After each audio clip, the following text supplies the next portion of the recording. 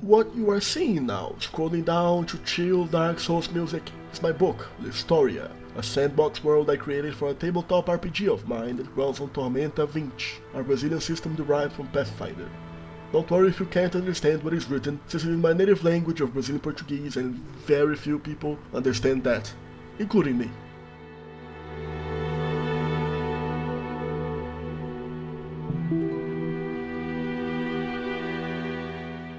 The title is not pure clickbait, since I have actually spent just over a year on this project, which, as world-building projects go, is not very long. After running 2 successful one-shots in the world, a campaign has been going on for the past few months, with a weekly meetup, give or take a few small hiatuses. Safe to say that it's a success. So why did I end it? Why did I stop working on it?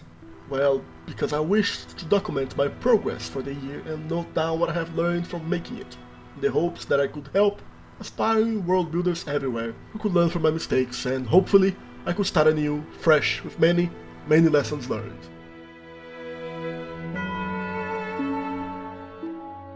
The best worlds start organically from the sheer and raw desire to play God.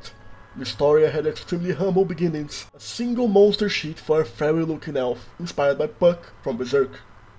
From there it grew rapidly into a small bestiary of fake critters and their relatives, into the monster descriptions I wrote at the very start of the Lystoria lore, and the rest is history.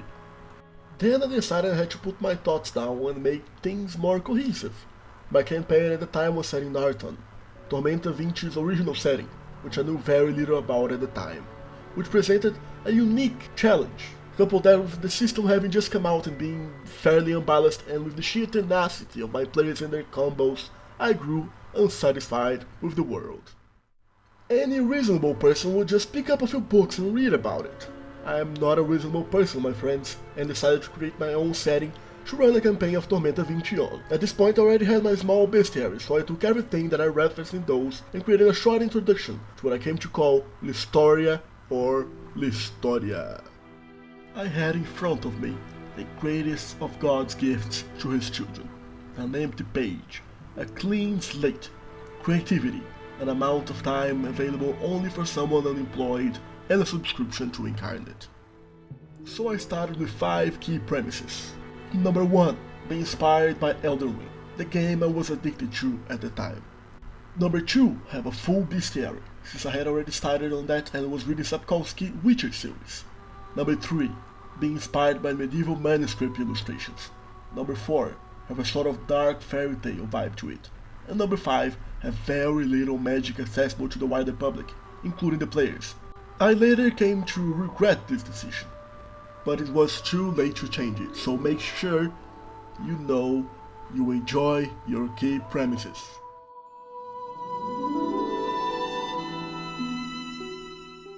I then wrote a short introduction to the world and its 3 main races: humans, dwarves, and goblins. I was stuck with these and some others, since I was using a pre-made system, and making a full set of playable races was just way outside of my scope. This short introduction remained extremely useful from start to finish, since I could come back and add to it every time I made something new, and it helped me be more cohesive with world building. Then I wrote about one of the core features of this world, magic being segregated only to the Feywild-like lands of the south, and even then only a few races could use it. From these, a few pillars of the world were created. The God Tree, which is both the reason magic exists in the world and why it's segregated. The greed of dwarves, the nostalgia of men, and the struggle of goblins. Everything that followed orbited one or more of these pillars, as well as the 5 initial inspirations. Tolkien once said, I wisely started with a map, which is what I did, and I recommend you do very early on too.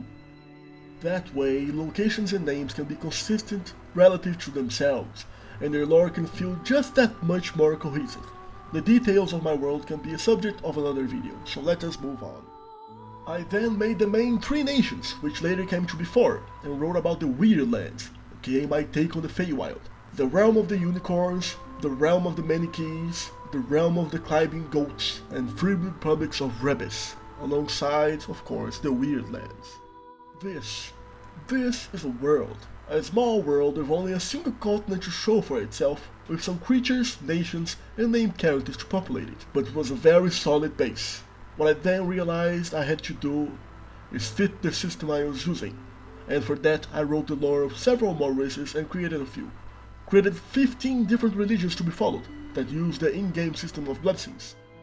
After that, I needed to fit those within the wider world, so I created more maps, more cities, more nations, more languages, more creatures, more factions. And on and on and on until today, over a year later, where I have 85 pages of pure, unadulterated lore. I could keep going. After all, necessity breeds innovation, and the system I was using had started to update while I was worldbuilding. But I had a realization. I couldn't possibly keep up with the massive team of extremely competent people over at Jumbo, the creators of Tormenta 20. So I made a decision. I stopped world building. I gave the book a few more revisions, fixing mistakes and fiddling with the mechanics, making some leftover illustrations and so on. Then I finished it. I created a very simple cover, a glossary, and a credits page. It was done.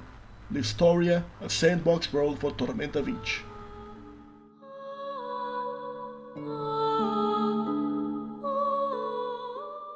If I were to give you advice, it would be this. Sort your inspirations out. Build a mood board if you feel so inclined. I didn't, and every breath I take is painful because of it. Also, if you are using a system that already exists, do not try to bend it to your will.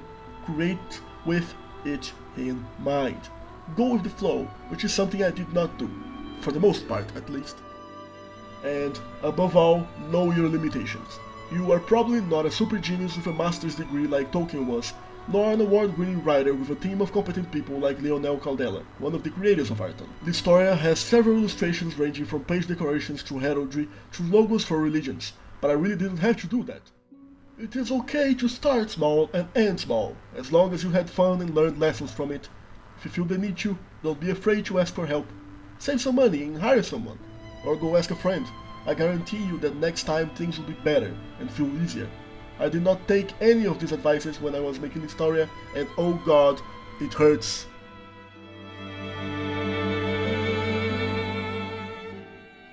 My world building friend, take my advices. Don't make the same mistakes as I did.